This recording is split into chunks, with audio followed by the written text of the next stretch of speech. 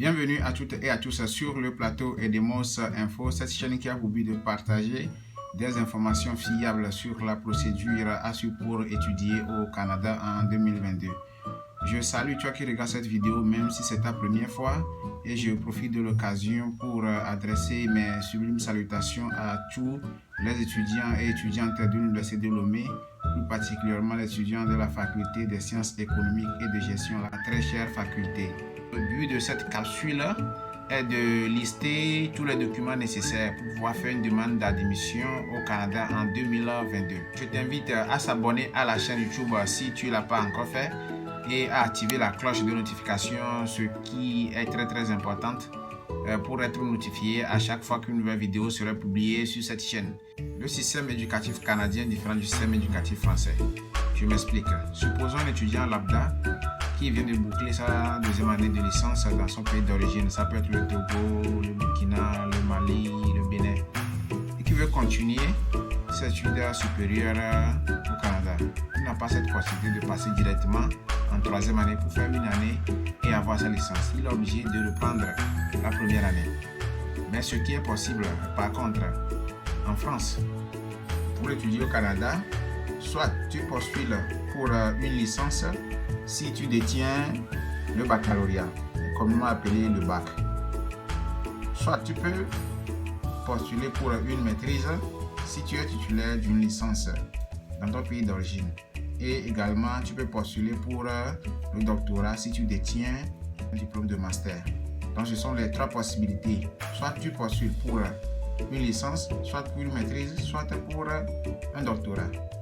Au Canada, il y a trois rentrées. La première, c'est celle d'automne. Et la seconde, c'est celle d'hiver. Et la dernière, c'est celle d'été. Donc, la rentrée d'automne commence de septembre en décembre. Et l'hiver commence de janvier en avril. L'été commence de mai en août. Donc, il est très conseillé aux étudiants étrangers, c'est-à-dire toi et moi, de postuler, c'est-à-dire de faire une demande d'admission pour la session d'automne. Pourquoi la session d'automne? C'est pour avoir une marge de temps pour effectuer les démarches d'immigration. La session qui est recommandée aux étudiants étrangers, c'est la session d'automne. Donc, si tu veux commencer tes études au Canada en septembre 2022, il faudrait commencer les procédures d'admission dans ce mois de janvier. Pourquoi est-il conseillé de faire une demande d'admission pour la session d'automne? La session d'automne parce que tu auras une marge de temps pour pouvoir faire les démarches d'immigration. Le système d'immigration canadien est différent du système d'immigration français.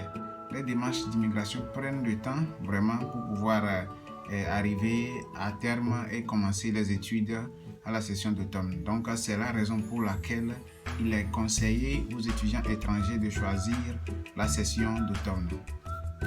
En ce qui concerne les documents à venir, il te faut une attestation de bac si tu veux postuler pour la licence, également un relevé de bac, un CV, une lettre de motivation et des lettres de recommandation s'il le faut. Pour postuler à la maîtrise, il te faut un relevé de licence, une attestation de licence, une lettre de motivation, un curriculum vitae et également un avant-projet de recherche et aussi des lettres de recommandation en fonction de ton programme et de l'université. Si tu veux postuler pour une thèse, il te faut également un diplôme de master, le relevé de master aussi et également un projet de thèse que tu dois soumettre. Donc, ce sont les documents nécessaires pour faire une demande d'admission. Pour faire une demande d'admission dans l'une des universités canadiennes, il faut simplement saisir le nom de l'université en question dans Google. Exemple, Université d'Ottawa.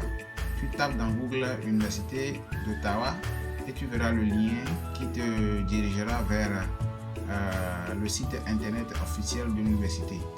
Aussitôt sur la page de l'université, tu cherches à trouver le département en question. Si c'est le département d'économie, tu cherches le département d'économie. Si c'est le département des sciences humaines, tu cherches le département.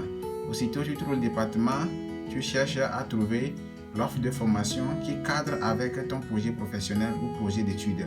Donc, si tu trouves tout cela, il suffit de vérifier les conditions d'admission, les documents à revenir, et puis tu soumets ton admission. Nous voici à la fin de cette présente vidéo.